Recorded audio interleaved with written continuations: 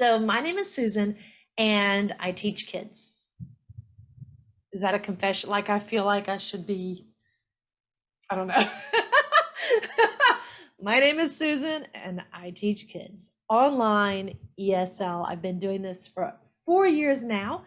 My first class taught was with VIP Kid in August of 2017, and now it's August, actually the last day of August of 2021. So a little bit over 4 years now. And so in this video, I want to talk a little bit more about the application process at Amazing Talker. So I've done a walkthrough video of just steps of getting through that application. But in this one, let's talk a little bit more about your demo class and what that is going to look like. So if you use my link to apply, which is down in the description below, you should have me as your interviewer. If you think you've used my link, but some other interviewer has messaged you to have an interview with them, let me know. Let me know that that's happening, because something's not right if that's what's going on, and I want to make sure to fix that. So just let me know. Once you've passed your initial basic information stage at Amazing Talker, you will very quickly be able to move through to the interview process. And if it's taking longer than you think it should, send me a message, because maybe something is not quite right. Just make sure that you've clicked through everything that is clickable on that Amazing Talker application page. So when you get to the point of scheduling your interview, you should get an appointment request that will pop up on your Amazing Talker page.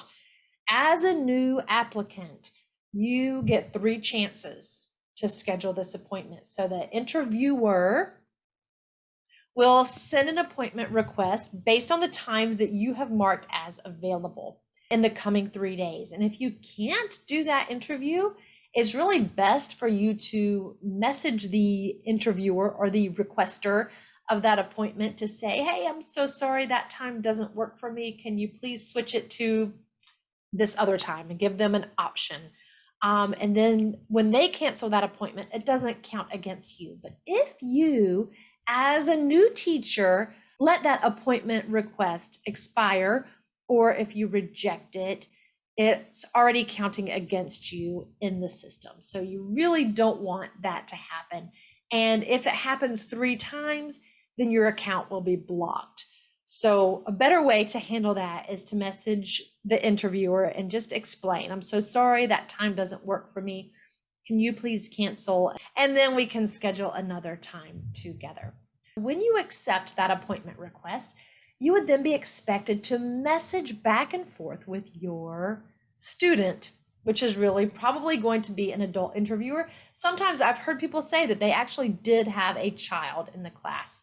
Maybe sometimes you could end up with a regular student as your interviewer for the class, and they're leaving you feedback for doing that. So sometimes you just might be surprised by who you get as your interviewer. But either way, regardless of who it is doing your interview, you would handle the next steps the same way. You would send a message to that student and try to gauge their interest, their level, their reason for taking English classes. So you're going to ask them a lot of questions. And from their answers, maybe you're good and you feel like you got enough answers to be able to plan your demo lesson, but maybe you didn't. So you just need to ask more questions to determine how you want to handle this. Now, some interviewers might only expect you to teach just a few short slides. Some interviewers, and especially if it's actually a student who's taking a class, would want the full 25-minute lesson. So be prepared. You should be prepared for a full 25-minute demo class with 25 minutes worth of materials, unless your interviewer tells you otherwise. After your demo class, these are the questions that your interviewer will be answering about you. Let's go through each of these and make sure that it's easy for your interviewer or your demo student to click off as many of these boxes as possible. Okay, so the first one is help correct mistakes instantly. As soon as they make a mistake, they want you to fix it, to correct them, and to let them practice saying something correctly. Help use accurate words and collocations. So you're teaching them good phrases, making sure that you're teaching them how to use words and grammar correctly. So as long as you're teaching them sentences, not just single words, I feel like you're doing that. You're helping them to use accurate words and collocations. Scenario-based teaching. I love doing this because when you're teaching your students things that they are able to actually take out into their life and use immediately, like, look, that's a spoon, or whatever it is. This is another time that you can really use their interests that you asked them about before your demo class to pull in and use scenario-based teaching based on their interests. If you're teaching children and you know that their interests are, say, Peppa Pig, for example, then maybe you could bring in a short clip of a Peppa Pig video, watch it for just a short time, and then talk about what's happening in that video. Scenario-based learning. Oh, look, Peppa Pig is jumping in a mud puddle. Do you like to jump in mud puddles? You're now taking that thing that's happening in the video and turning it back and helping the student apply that to their own life. So important, so easy, and it's really going to make students like you when you're doing this. Okay, prepare great teaching materials. If your class is just simply a Google a Google slide presentation or a PowerPoint, this just has images and words. It could, especially if you're teaching children, be a little dry.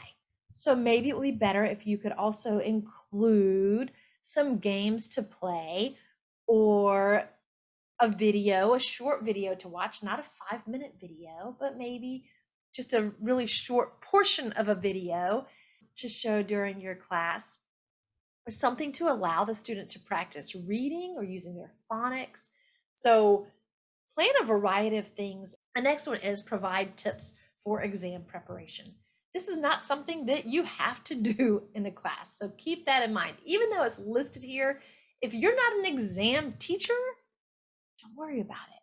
But if you're going to teach the IELTS or the TOEFL or any of those exams that your students might have to take, and that's the kind of class that your demo student is taking, then make sure that you do include tips for exam preparation in your demo lesson. The next one is adjust content according to the student's level. Sometimes you may end up surprised by the level of your student, and this is true for your demo class and also for any regular trial class that you may end up teaching.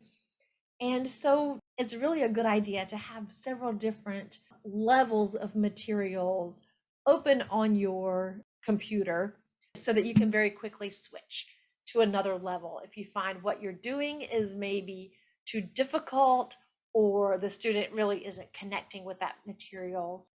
Give encouragement and build confidence. A great way to do this, having those rewards or things that you can, especially if you're teaching children, things that you can reward them with and encourage them with along the way.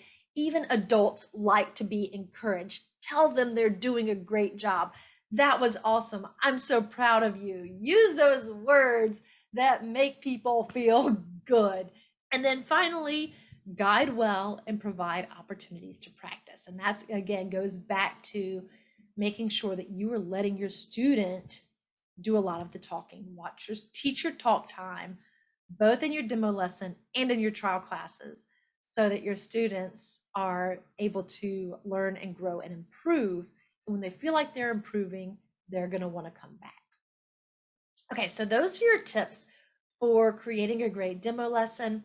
Check out this playlist on resources that you can find for teaching ESL so that you don't have to start from scratch. You can bounce off of someone else's work, share those links with your students so they can go directly to the source. And some of them are really just created for teaching ESL, and they are free for you to use as an ESL teacher online or in a real life classroom. So don't hesitate to use those supports that are provided for you out in the online world. Google is your friend. Okay, my friends, I hope that was helpful for your demo class. Make sure that you know what your student is interested in, what their levels are, what their goals are, and try to make your lesson play to that as much as possible. And one more thing that you should do before your demo class is practice using Zoom if you are not familiar with it. So go to zoom.us, download the newest version of Zoom.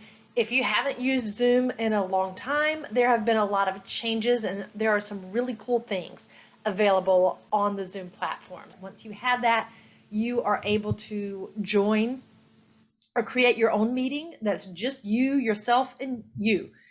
And you can share your screen and play with all of the tools. If you're not sure how to do that or you want some little tips, watch this little video right up here so that you can get the newest, most current updates. If you have any questions, feel free to ask them down in the comments, and I would love to help you as much as I can.